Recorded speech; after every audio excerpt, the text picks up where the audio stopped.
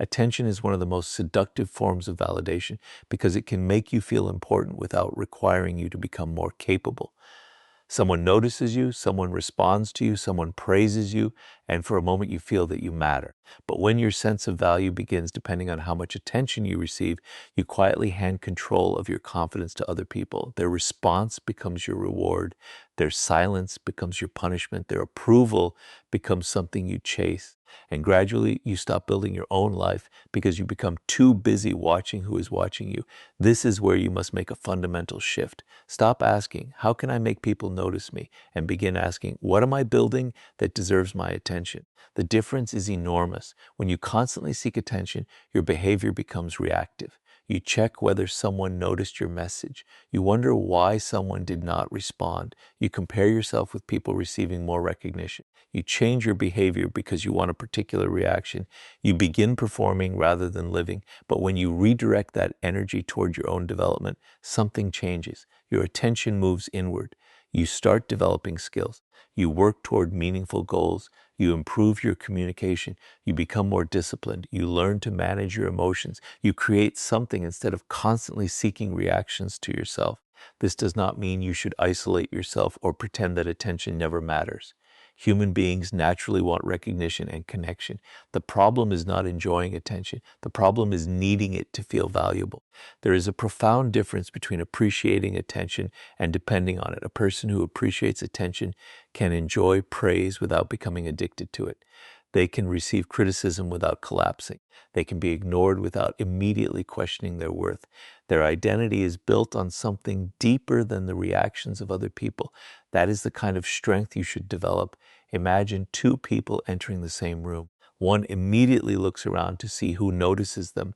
They adjust themselves based on the reactions they receive. If people are interested, they become confident. If people ignore them, their energy changes. The other person enters with a purpose.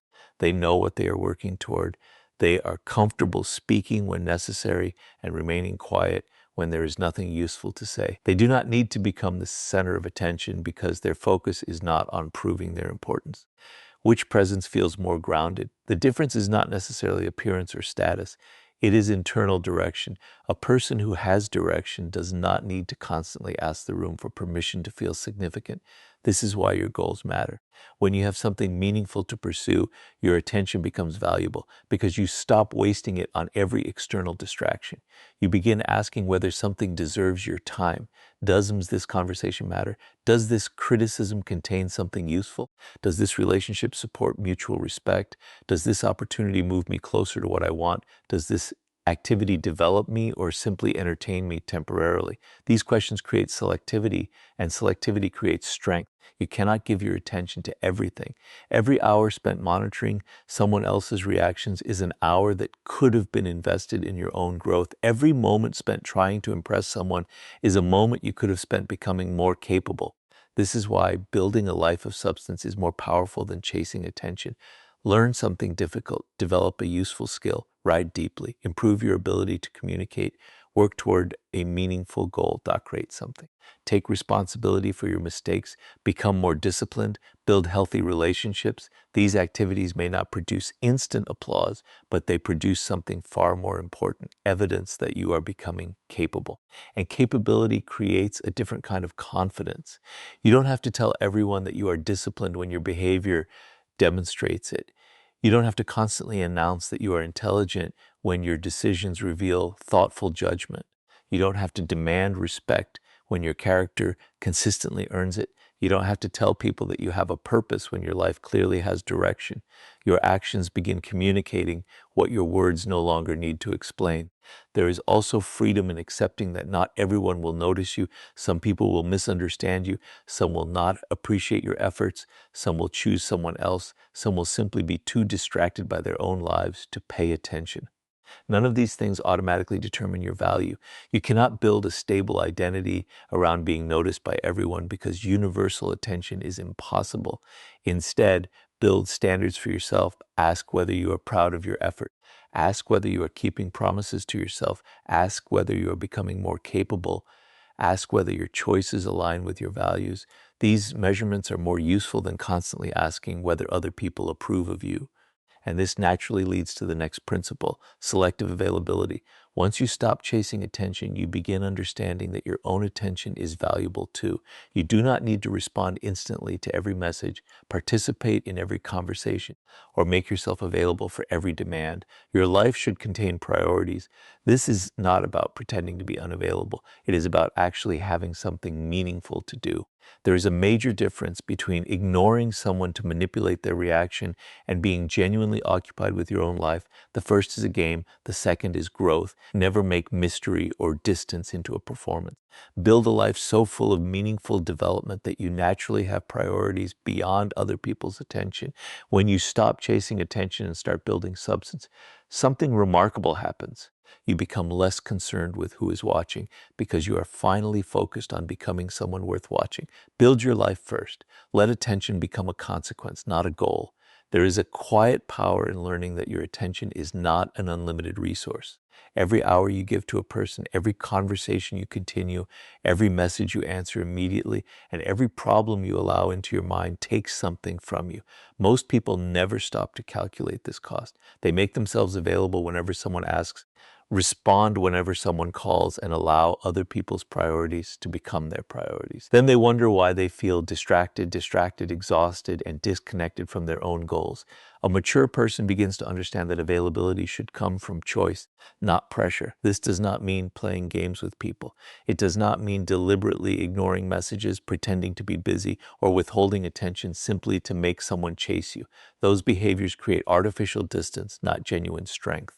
Selective availability is something deeper. It means having a life, responsibilities, interests, and priorities that naturally determine where your attention belongs. If someone contacts you while you are working toward an important goal, you do not have to abandon that goal simply because they want your attention immediately. If a conversation is consuming energy without producing anything meaningful, you can step away. If someone constantly demands your time but never respects your boundaries, you can reduce your involvement. Your attention should have direction. Think about how valuable something becomes when it is limited. Time is valuable because you cannot create more of it. Focus is valuable because you cannot concentrate deeply on everything at once. Trust is valuable because it takes time to build. Attention follows the same principle. When you give your attention to everything, you give it to nothing deeply. This is why constantly being available can weaken your own development. You begin responding to interruptions instead of creating priorities. Your day becomes a collection of other people's requests. You wake up and immediately check what everyone else is doing. You spend your energy reacting to messages, opinions, notifications, and social expectations. By the end of the day, you may have been busy without having moved your own life forward.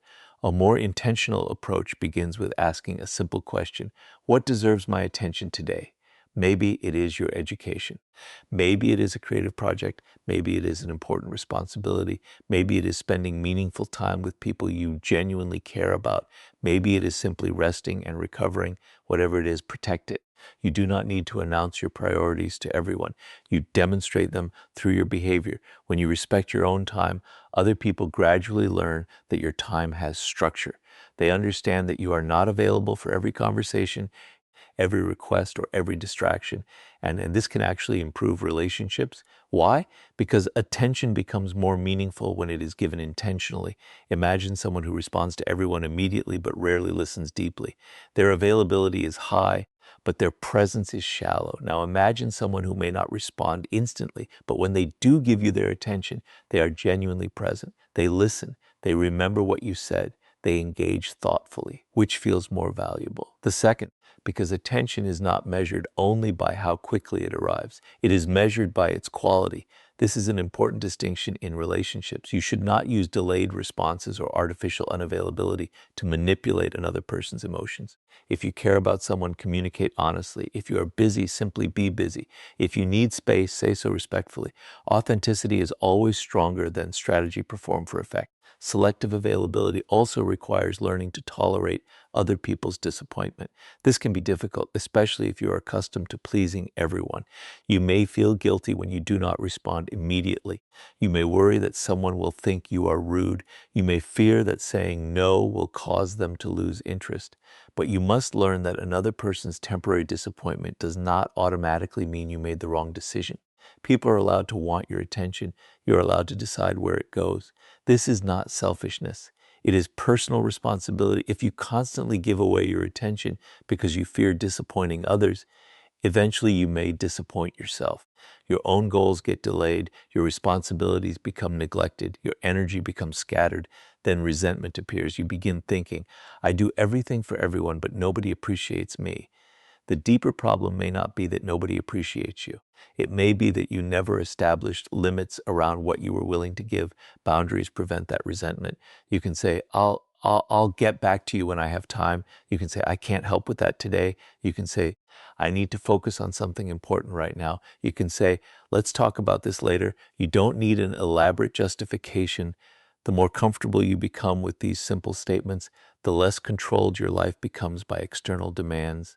There is another benefit. Selective availability forces you to become more intentional about relationships. Instead of giving equal attention to everyone, you begin noticing reciprocity. Who respects your time? Who listens when you speak? Who supports your growth? Who only appears when they need something?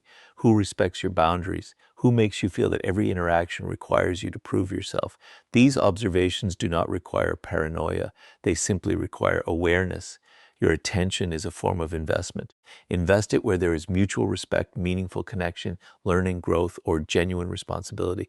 And remember that sometimes the most powerful use of your attention is giving it to yourself. Sit quietly, think, ride, learn, plan, reflect, doc, pay. Develop the ability to be alone with your own thoughts without immediately reaching for someone else's attention. That ability creates independence. Once you stop needing constant interaction, you become more capable of choosing relationships for quality rather than quantity. You no longer need to keep every person close simply because silence makes you uncomfortable. You can enjoy people without depending on them. You can be social without being constantly available. You can care deeply without abandoning your priorities. That is the real power of selective availability. Do not make yourself scarce to manipulate people. Make your attention valuable by giving it deliberately. Mystery is often misunderstood. People think mystery means hiding information, pretending not to care, giving confusing signals, or deliberately making others wonder where they stand. But artificial mystery is fragile because it requires constant performance. Genuine mystery is something much quieter. It comes from having depth that cannot be understood in a single conversation, a private world that you do not feel compelled to display, and a life that continues to develop whether anyone is watching or not. You do not need to tell everyone everything about yourself. You do not need to announce every plan before you have acted on it. You do not need to explain every emotion the moment you experience it.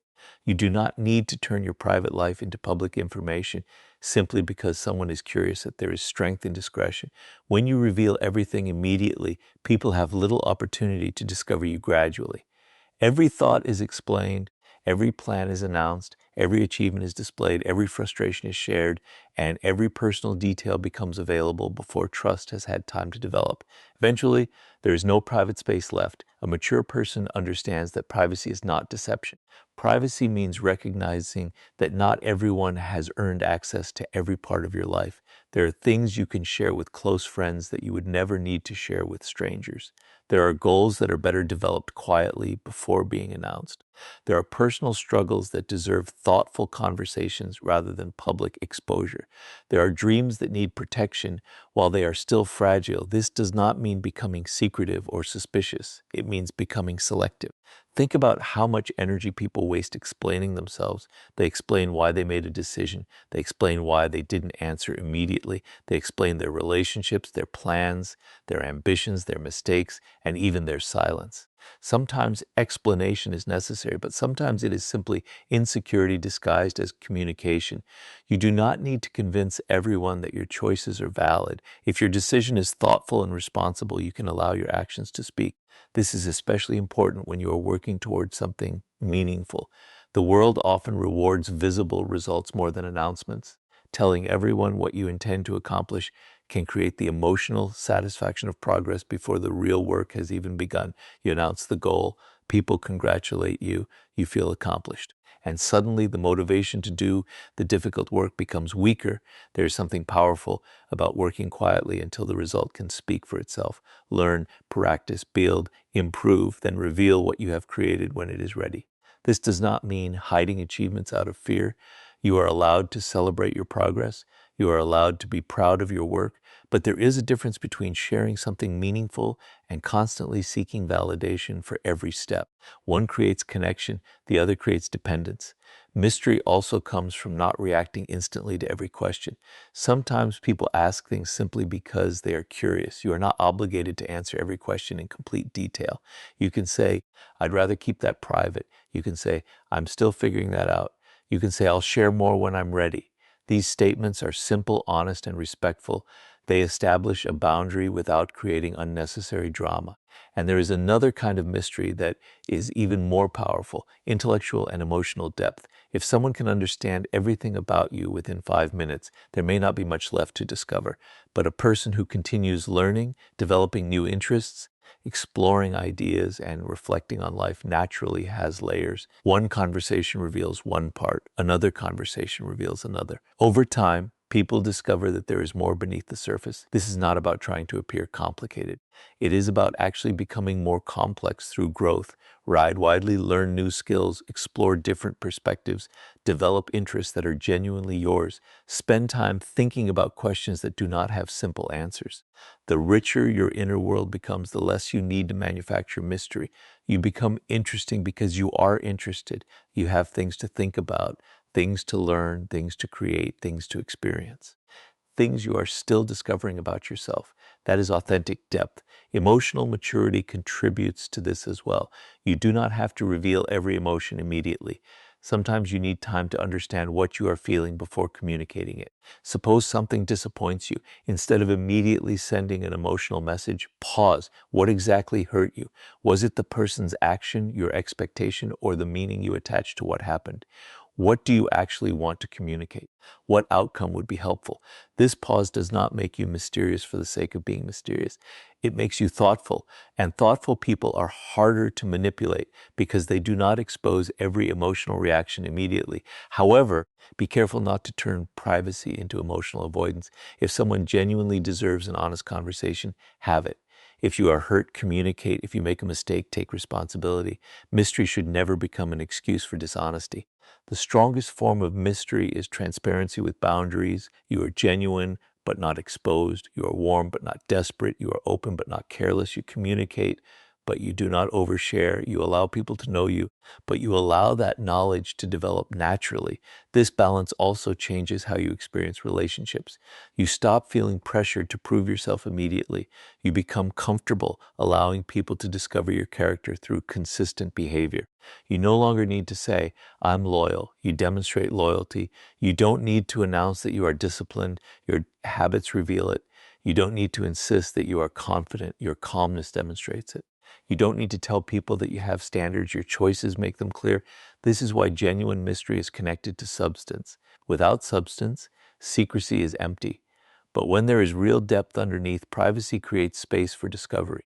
Let people discover you through time, consistency, conversation, and experience. You do not need to reveal everything to be understood. Sometimes the deepest presence comes from having a world within you that you are still building. One of the greatest forms of personal strength is emotional control. Not the kind of control that means hiding every feeling, pretending nothing affects you, or becoming cold toward other people, but the kind that allows you to experience an emotion without immediately becoming its servant. If someone can make you angry with a few words, make you insecure with a little criticism, or make you desperate simply by withdrawing attention, then they have gained influence over your behavior without needing to force you into anything. The more easily your emotions can be manipulated from the outside, the less freedom you have on the inside. This is why learning to pause is so important. Something happens. You feel the reaction immediately. Your mind begins creating explanations, judgments, and responses. You want to say something. You want to defend yourself. You want to prove that you are right. But before you act, create a small space. Wait. Observe. Ask yourself what is actually happening. That moment of hesitation can completely change the outcome. A person who reacts instantly is predictable. If someone knows exactly which words will make you angry, they know how to influence you. If they know which behavior will make you jealous, they can control your attention. If they know that silence will make you panic, they can make you chase reassurance. But when you become comfortable sitting with uncertainty, those tactics lose much of their power. This does not mean assuming everyone is manipulated manipulating you. That would simply create unnecessary suspicion. It means recognizing that your emotional reactions are your responsibility. Someone may criticize you. You cannot control their opinion, but you can control whether you examine the criticism calmly or immediately become defensive. Someone may ignore you. You cannot force them to respond, but you can control whether you spend the entire day checking for their attention or continue with your own priorities. Someone may disagree with you. You cannot control their perspective, but you can decide whether disagreement becomes an intelligent conversation or an unnecessary battle. That distinction creates maturity. Emotional control also requires understanding that not every feeling contains a complete truth. Feelings are real, but they can be influenced by exhaustion, fear, past experiences, assumptions, insecurity, or misunderstanding. You may feel rejected when someone is simply busy. You may feel disrespected when someone simply disagrees. You may feel threatened when someone is doing something completely unrelated to you. The emotion deserves attention, but the interpretation deserves examination. Ask yourself, what evidence do I actually have? This question can prevent your imagination from turning uncertainty into certainty. It also helps you avoid impulsive decisions. Never make a permanent decision simply because you are experiencing a temporary emotional storm. Give yourself time. Sleep on important decisions when possible. Write down what you are feeling. Talk to someone trustworthy if you need perspective. Return to the situation when your mind is clearer. Clarity often arrives after intensity passes. Another part of emotional control is learning to tolerate silence. Many people become uncomfortable when they do not receive immediate reassurance. They send another message. They explain themselves again. They ask whether something is wrong. They begin imagining possibilities, but silence does not always mean rejection. Sometimes silence simply means silence. You do not need to fill every empty space with anxiety. This is where independence becomes connected to emotional control. When you have your own goals, responsibilities, interests, and routines, another person's behavior does not consume your entire mental world. You have somewhere else to direct your attention. You can care about someone without constantly monitoring them. You can value a relationship without making it your entire identity. You can experience disappointment without allowing it to destroy your sense of self. That is strength. And emotional control does not mean refusing to communicate. If something genuinely matters, speak about it. But speak after you understand what you are trying to communicate. There is a difference between saying, I'm upset and I want to understand what happened, and attacking someone because you are overwhelmed. The first opens a conversation. The second often creates another problem. Choose clarity over emotional performance. Choose honesty over manipulation. Choose calmness over impulsiveness. This also applies to positive emotions. Emotional control is not only about anger or sadness. Excessive excitement can also cause poor decisions. Sometimes people become so eager for approval, friendship, opportunity, or recognition that they overlook obvious warning signs. Slow down even when something feels wonderful. You do not have to distrust happiness. Simply give yourself enough time to see clearly. Consistency reveals more than intensity. Someone may impress you during one conversation, but their character becomes visible through repeated behavior. An opportunity may sound extraordinary, but its reality becomes clear through research and time. A new relationship may feel exciting, but trust should still develop gradually. Emotional discipline allows you to enjoy good experiences without becoming completely dependent on them. And perhaps the deepest form of emotional control is refusing to use other people's emotions as weapons yourself. If you understand how attention affects people, do not deliberately withdraw it simply to create anxiety. If you know someone fears rejection, do not use that fear to control them. If you know exactly what will provoke someone, do not constantly push that button simply because you can. Power without character becomes manipulation. True strength is having the ability to influence a situation while still choosing restraint. You become calmer because you no longer need to win every emotional battle. You become harder to provoke because you no longer treat every comment as a challenge to your identity. You become more thoughtful because you understand that your first reaction is not always your best reaction. And eventually, people notice something different about you. They realize that you cannot easily be pulled into unnecessary drama. They see that your mood does not depend entirely on their behavior. They understand that your attention has direction and your decisions have thought behind them. That is not coldness, it is self-command. When you control your response instead of surrendering it to every emotion, you become free to choose your actions rather than being controlled by your reactions.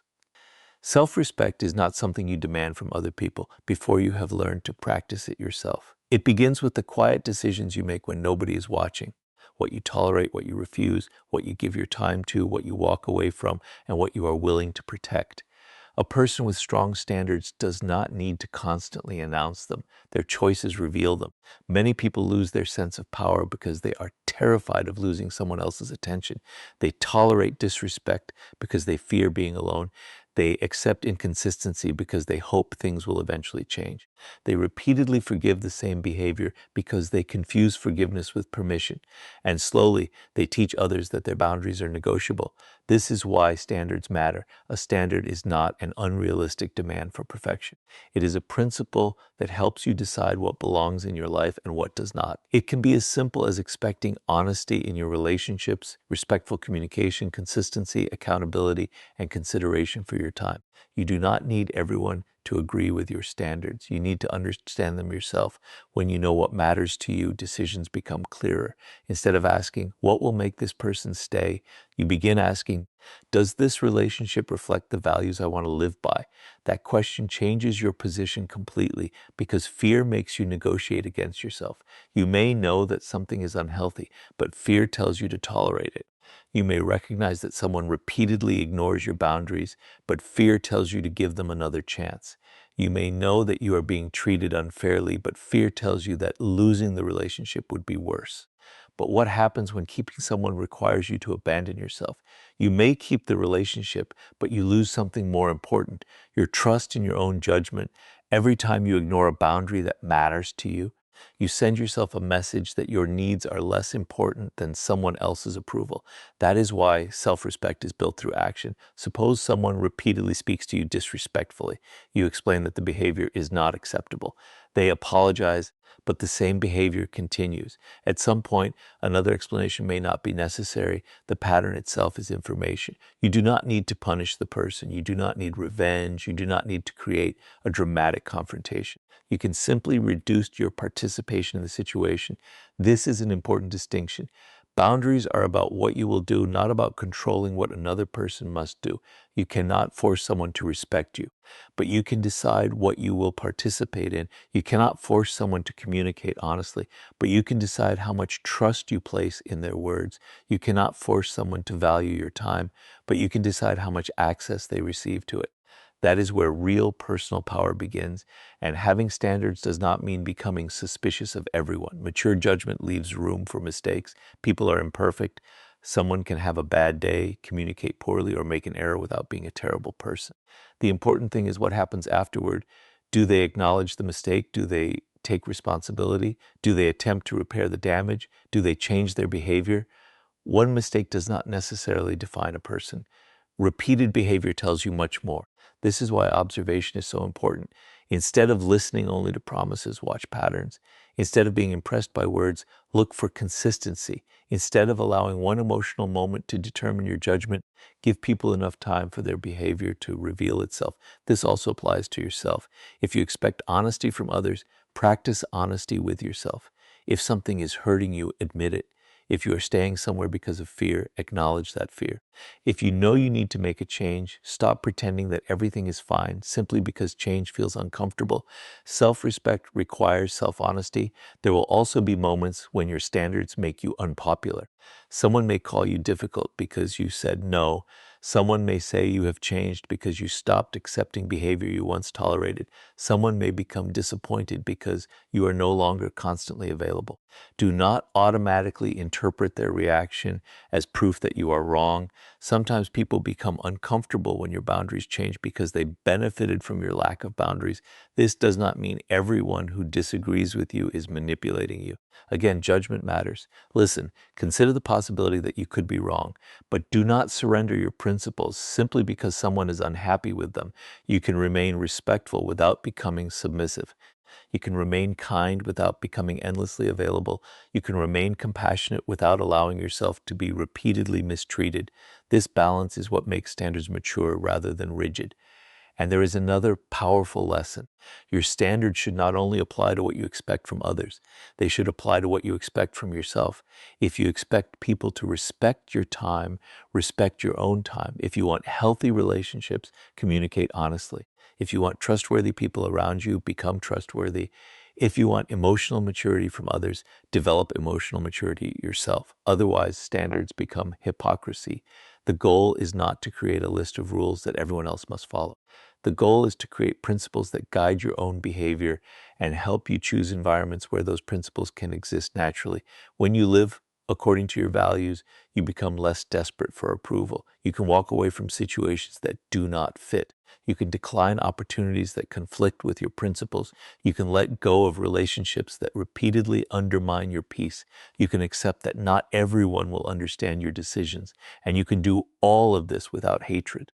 That is the difference between strength and bitterness. Bitterness says, I will hurt people because I was hurt. Strength says, I learned what I needed to learn, and I will choose differently now. You do not need to become harsh to protect yourself. You need to become clear about your values, clear about your limits, clear about your priorities, clear about the kind of life you are trying to build. Once that clarity becomes strong, you stop begging people to treat you well and start choosing relationships where mutual respect is already possible. Protect your standards calmly and let your choices demonstrate the value you place on yourself. The final shift happens when you stop making attention the measure of your worth and begin making growth the measure of your progress. This is where everything comes together. You have learned to stop chasing attention, to protect your availability, to keep parts of your life private, to control your emotional reactions, and to establish standards that protect your self-respect. But none of these habits are meant to turn you into someone who simply appears distant or difficult to reach.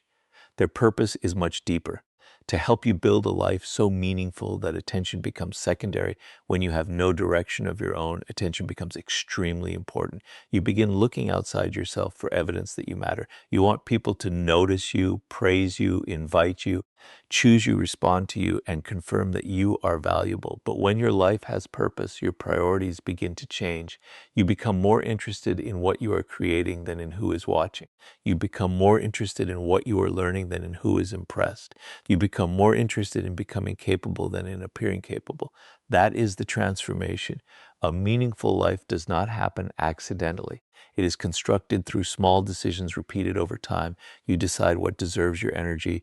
You decide what kind of person you want to become. You decide which habits strengthen you and which habits keep you distracted. Then you begin acting accordingly. Maybe you want to become more educated. Read. Maybe you want to become more confident. Practice difficult things. Maybe you want stronger communication skills. Learn to listen and speak with intention. Maybe you want healthier relationships. Develop better boundaries and become more honest. Maybe you want greater independence. Learn useful skills and take responsibility for your decisions. The point is not to become perfect. The point is to become increasingly capable. Capability creates a form of confidence that attention cannot provide. Praise can disappear. Popularity can change. People can change their opinions. Circumstances can shift. But the skills you develop remain part of you. The discipline you build remains part of you. The lessons you learn remain part of you. The character you develop remains part of you. This is why personal growth is a better foundation for confidence than external validation. When you know that you are actively becoming stronger, wiser, and more capable, you do not need every person to confirm it. You can appreciate recognition without depending on it. You can accept criticism without allowing it to define you. You can experience rejection without deciding that you are worthless. You can be alone without assuming that you have been abandoned. That is genuine independence. And independence does not mean refusing relationships. In fact, it can make relationships healthier because you are no longer asking another person to carry the entire weight of your identity. You can care about people without needing them to complete you. You can enjoy friendship without fearing every moment of distance. You can appreciate affection without becoming addicted to constant reassurance. You can walk beside someone while still knowing where you are going. This is an important distinction because many people confuse attachment with connection. Attachment says, I need you to behave a certain way so I can feel okay. Healthy connection says, I value you, but I remain responsible for my own emotional world. That difference creates freedom. Your life should contain multiple sources of meaning, your education, your work. Your creativity, your friendships, your family relationships, your interests, your health, your personal goals, your curiosity, your values, your quiet moments. When one person becomes the only source of excitement, validation, or meaning, you become vulnerable to emotional dependence. But when your life has depth, one person's attention becomes one part of your experience rather than the center of it. This also changes how you approach mystery. You no longer need to manufacture mystery because you naturally have things happening in your life that are not about other people. You are learning something, building something, thinking about something, working towards something. You have a world of your own. And because that world is real, you do not need to perform distance. You are not ignoring people to make them curious. You are simply living. This is one of the most important distinctions in the entire message. Never turn self-improvement into another strategy for controlling people's reactions. Do not become disciplined merely so someone will notice you. Do not become independent merely so someone will chase you. Do not become mysterious merely so someone will become obsessed with you. Build yourself because you respect the person you could become. That motivation is stronger because it does not depend on an audience. There will be days when nobody notices your progress. There will be times when your work receives no applause. There will be moments when people misunderstand what you are trying to accomplish. Keep going. Some of the most important development in your life will happen privately. The hours spent learning, the mistakes nobody sees, the decisions you make when nobody is there to congratulate you, the moments when you choose discipline over distraction. These moments build identity. Eventually, you begin to trust yourself. And self-trust is one of the strongest forms of confidence because you know that when life becomes difficult, you can rely on yourself to respond thoughtfully. You do not need to know exactly what the future holds. You only need to know that you can continue learning and adapting. That mindset makes attention less powerful over you. Someone can notice you and you appreciate it. Someone can ignore you and you continue. Someone can praise you and you remain grounded. Someone can criticize you and you examine the lesson without surrendering your identity. Someone can leave your life and you grieve if necessary, but you continue building. Your life does not stop because someone's attention disappears. That is the ultimate form of freedom. And perhaps the most interesting thing is that when you genuinely stop chasing attention, you often become more noticeable anyway, not because you are manipulating anyone, but because purpose creates presence. People can sense when someone is comfortable with themselves, when their attention is not scattered, when they are not desperately seeking approval. Your confidence becomes quieter, your communication becomes more deliberate, your boundaries become clearer. Your relationships become more intentional. Your presence becomes less dependent on performance. You no longer need to convince people that you are valuable because you are busy developing value within yourself. That is where the journey ends and another one begins. Do not build a life designed to make people notice you. Build a life so meaningful that being noticed is no longer necessary.